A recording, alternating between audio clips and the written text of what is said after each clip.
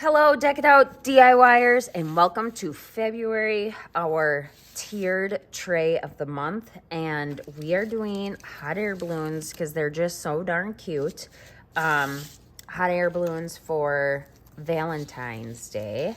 The amount of hearts in this kit is incredible. So take all your hearts out, put them on tape so you don't lose them. This little piece is going to go across your basket. So there should be two of them. I have my other one over here. So make sure you lay everything out. These are cut separate so that it's easy painting when you lay them back onto your project. But you guys, let's get started. After you get everything sorted and organized, okay, so I do want my gnome and my tray to coordinate. And because I've been in this kind of obsession lately with paper mache, I think I'm going to use similar paper like this. And I'm going to use it on the circle. And the reason why I'm going to use it on the circle is there's not a lot of pieces that I have to guess where to place them. Like once I glue these together, they're gonna be good. I'll put this piece in and then I will be painting the hot air balloons, so then I will just have to place my two clouds. So I'm going to paper mache, or no, not that, Mod Podge my circle, okay? So if you have not seen me do this, I will walk you through this process. So if you would like to try it, you certainly can. All right, step one, this is my Mod Podge. I have a really big bottle of it. They have all sorts of sizes. I use a foam brush. I've been using this all day, so it's not as soft as it was when I started this morning. That's okay. So generously apply the Mod Podge. Make sure you get it to the edges. And here's what's going to happen, you guys. This dries clear. So don't worry about it being on the edges. Then I'm going to figure out where I want it, and really if I can do it towards this bottom piece, I'm going to lay down my cutting board and I'm going to put it right here, and it looks like I can even scooch up a little bit. I'm just trying to maximize the space on my paper. I'm going to then take my X-Acto knife. This is why I do it on my cutting board. And by the way, this is my studio cutting board. I don't bring this in and out of my house. This is just for out here. So I cut it with the X-Acto knife. Let's see, I might have missed a few spots. Okay. And then I try to get as close as I can to getting around these edges. Okay. And then it looks like this. I have this little hand sander. So then you can just go right along the edge, sand off the pieces to make it nice and round.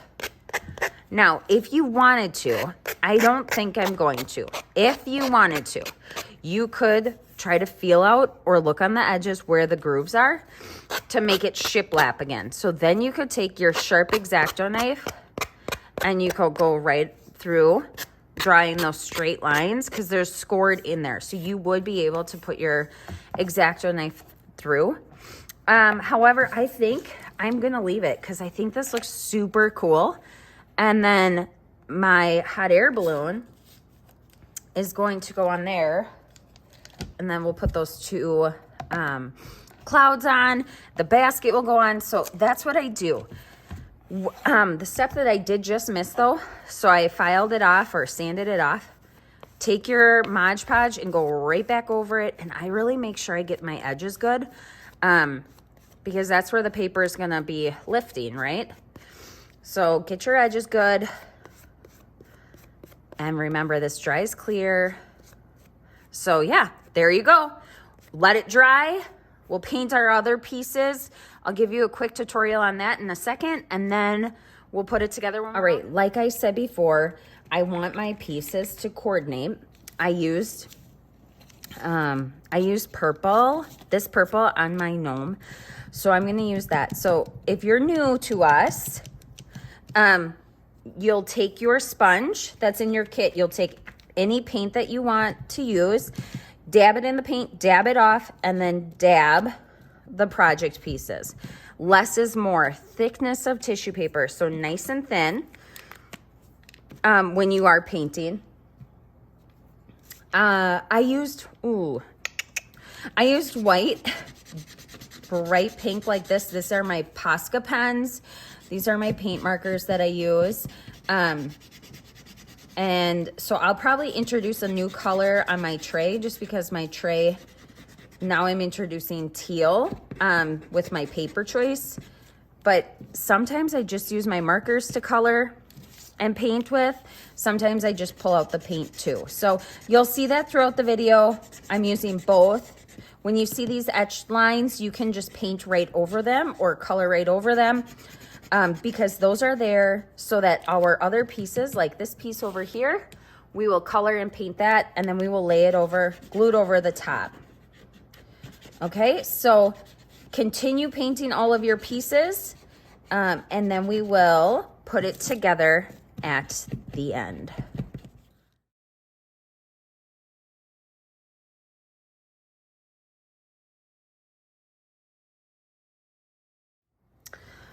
When painting small pieces, attach them to tape like you can see I'm doing here.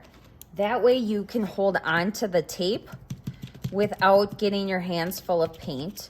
And it just really helps keep all of your pieces from getting lost, especially with the amount of little pieces this tray has.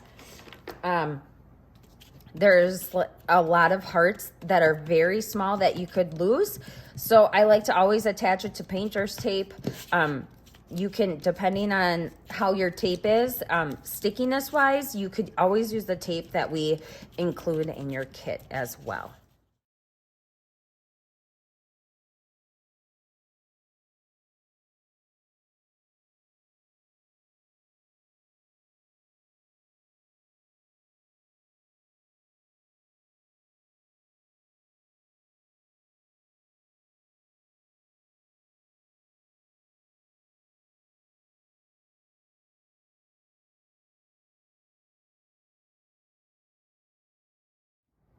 All right, once you are done painting, you can start gluing. I encourage you to lay out your project pieces. Make sure you like the colors. You might have seen me switch my hot air balloon basket because I did not like the color, the purple one with the purple background. So this is your chance to look at paint colors, change paint colors if it didn't work out the way you were thinking it would. And then glue everything together. Now for the frame, I'll just put a little bit of glue around the edges. This is super glue, so it will glue your hands together. It will glue things to your fingers, all the things. So be careful with it. So what I like to do is I like to put glue on the board when I can. Just kind of dab it in little places. And then I like to lay my letters over the top. And now those etched lines, you really just want to try to line it up the best you can to cover up those etched lines, because those etched lines are the placeholders for you. So you know where to put your letters so that you don't have to spend tons of time lining it up, making sure it's straight. Okay, so just continue through gluing all your pieces down, and then we'll be all done with our project. I hope you're enjoying your time creating.